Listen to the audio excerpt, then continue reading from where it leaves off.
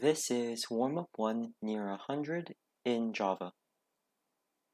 Given an int n, return true if it is within 10 of 100 or 10 of 200.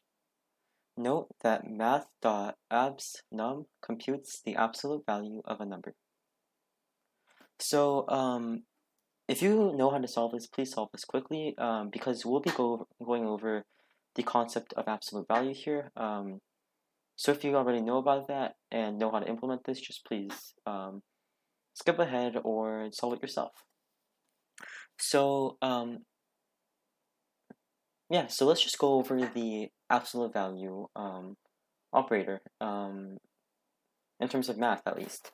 So there are many ways to think about absolute value, but one way to think about absolute value is to think about the shortest distance between two numbers.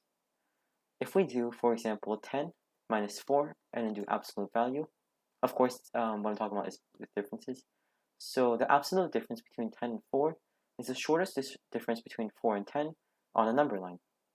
So if there's a number line like this, we have 4 here, we have 10 here, we have more numbers this way, more numbers this way, and then we just have some number of numbers here. What we're saying is that the shortest distance between 10 and 4, which is this distance, is 6. And intuitively, this makes sense. 10 minus 4 is 6. And also, if I just listed this, I apologize for my crooked lines. So if we have 5, 6, 7, that was not good spacing. So 5, 6, 7, 8, 9. Yes. So you'll see that the distance is 1 plus 2 plus 3 plus 4 plus 5 plus 6. And you'll see that this makes sense.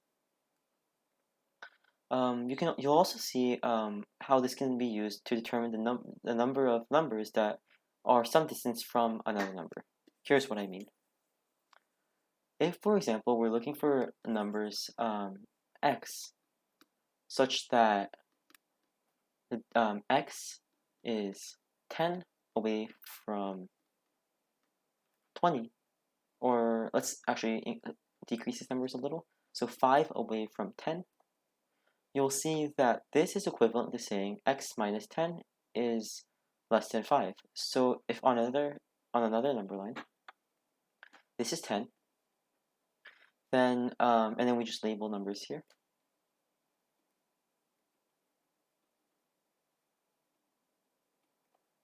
Um, 11, 12, 13, 14, 15, 16, and so on. The numbers that are 5 away from 10 are, we'll show them right now. So this is 10.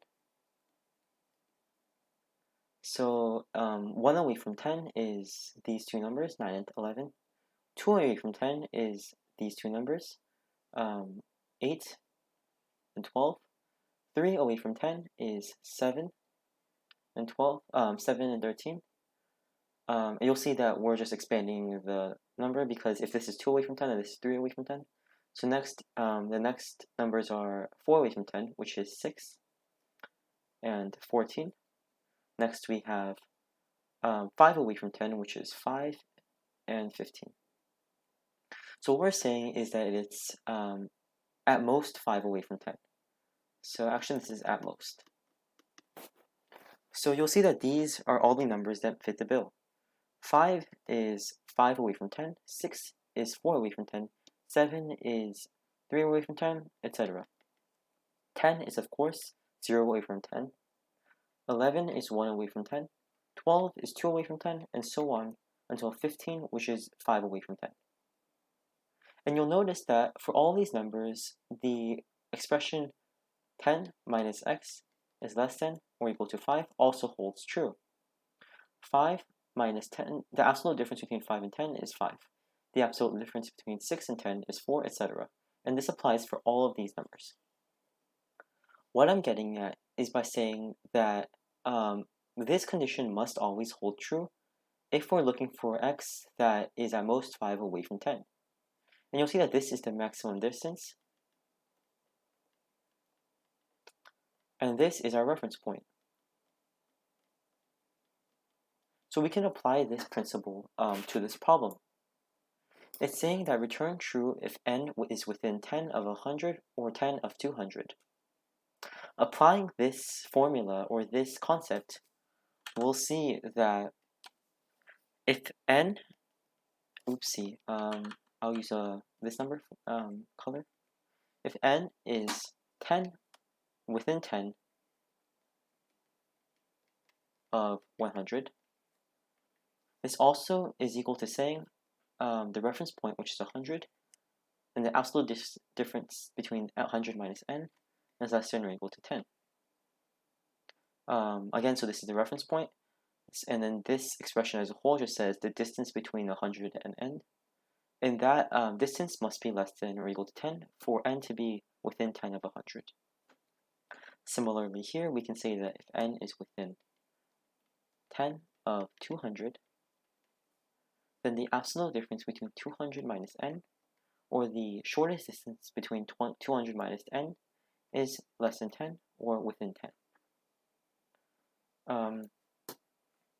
Yeah, so if you feel like you have to pause this video to understand this number line or these concepts, please do so. I think that if you just slowly progress towards this and prove to yourself why this works, it'll make a lot of intuitive sense. So finally, for computing absolute values in Java, we can use, as this table, as this problem statement says, math.abs_num.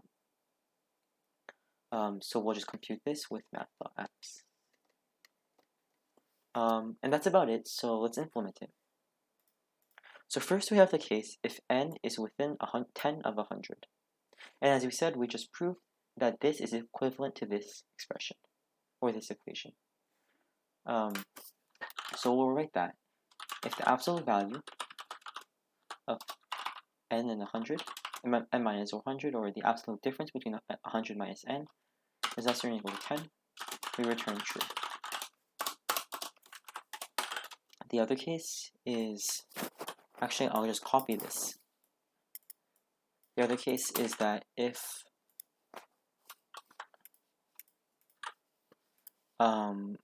n is within 10 of 200, we return true. Otherwise, we return false. Again, just to reiterate, math.abs 100 minus n is less than or equal to 10 is equivalent to this inequality. Math.abs 200 minus n is less than or equal to 10 is equal to this inequality. So essentially what we're doing is saying if either of these inequalities work, we return true. Otherwise, we return false. Before I run it, I just want to say, that inequalities are really useful in a variety of cases. Later on in math, you might learn about magnitude and other concepts that are essentially equivalent to absolute value in that they compute the shortest distance between two numbers or two vectors or two values. And this concept is very useful in problem solving, so please keep that in mind and please keep this visualization in mind. And if we run this, you'll see that our solution worked. All correct.